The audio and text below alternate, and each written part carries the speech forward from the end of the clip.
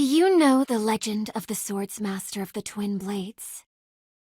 With her being undefeated, unrivaled, and all-powerful, she was the founder of our great family. It's said she lived as if she was one with the sword before meeting her end on the battlefield. That's nothing compared to me, though.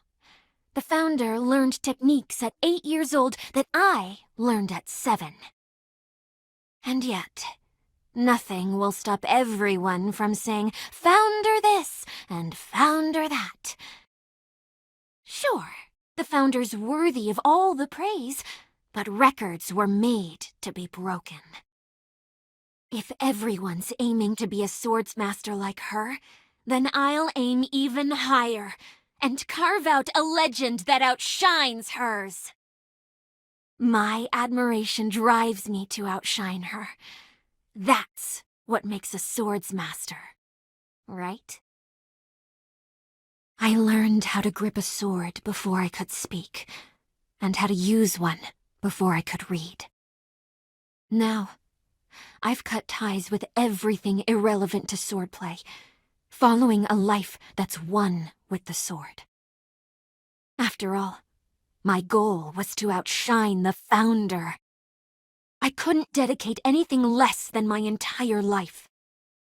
The journey was an uphill battle, constantly making me feel as if I was going to vomit blood. I went overboard with the training, losing count of all the bones I'd broken, but I refused to give in. Then, after years of life with the sword, I was made the next head of the family and inherited the founder's twin blades and techniques. At last, everything I dedicated to the sword has paid off. Now, it's time for my legend to begin. Then, at that very moment, I fell victim to a disease. This disease is incurable. It's feared to be fatal, as its victims have as little as 6 months left, or as long as... By this time next year, I'll already be... What kind of twisted joke is this? This isn't the place for me to stop. I'm not about to let some disease...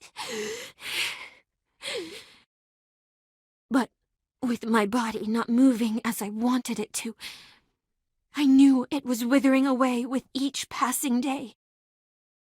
Why did this happen to me? Just when my legend was getting started. Why?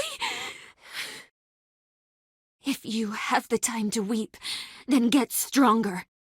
There's no enemy a sword can't cut down. I would say those words to myself whenever I felt weak, pushing myself forward till this day, but no matter how much stronger I've gotten, I just can't cut this disease down. My life wanes as time goes by. This body slowly inches its way towards certain death. It won't be long before I'm prepared to die on the battlefield. But for my life to end like this... Hey, what should I do? I spoke to the twin blades, telling them my family has already chosen who'll take over once I'm gone. Everyone's well aware of the kind of person I am. Not taking you two away must have been their way of showing a dying person at least some compassion. If I had the choice, I would have wanted to die on the battlefield. Not on some bed. To hell with this. I can't just do nothing each day, waiting for my death. I will outshine the founder and her legend. No, I can still do it. I still have my death, right? If I can't outshine her with my way of life, then I'll at least do it with my moment of death.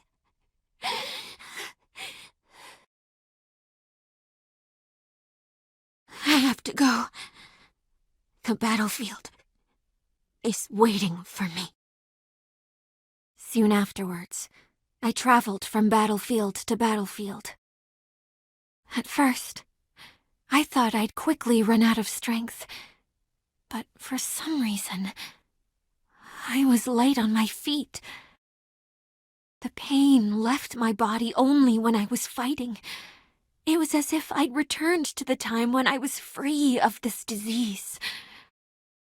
But the moment the fighting stopped, the disease would come back and continue to suffocate me.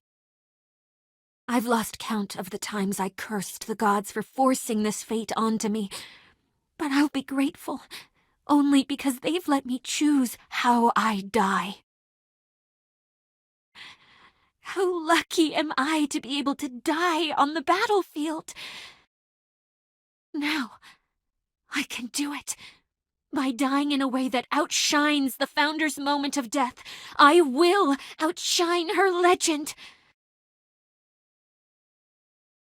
I will captivate everyone as they witness the most beautiful death of all.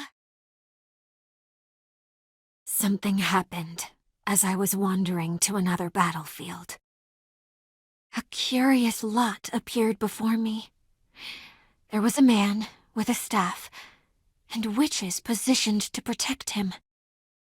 Not long after they appeared did they completely wipe out a horde of cursed creatures.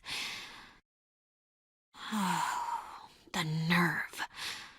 Just when I thought I could finally die in a blaze of glory, now I have to... I guess time's up. I guess I just have to make do at this point.